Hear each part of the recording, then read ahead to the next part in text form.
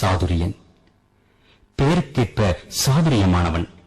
என்ற வேலையை எப்போது கொடுத்தாலும் அதை தயக்கமின்றி செய்து முடிக்கும் இயல்பு இவனிடத்தில் நிறையவே உண்டு.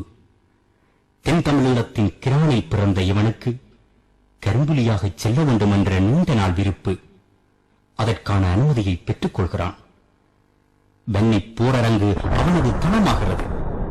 வெற்றி உறுதிச் சமரில் இவனது வெற்றியும் உறுதியானது. போய் வருகின்றோம்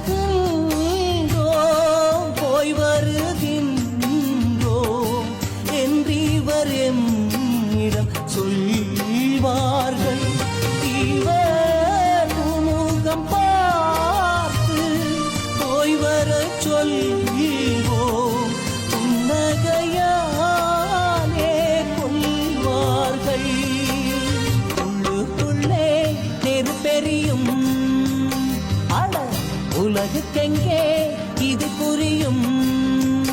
கருவேங்கைகள் விடை பெறும் வேளையில் நாம் படும் வேதனை யாருக்கடா தெரியும்.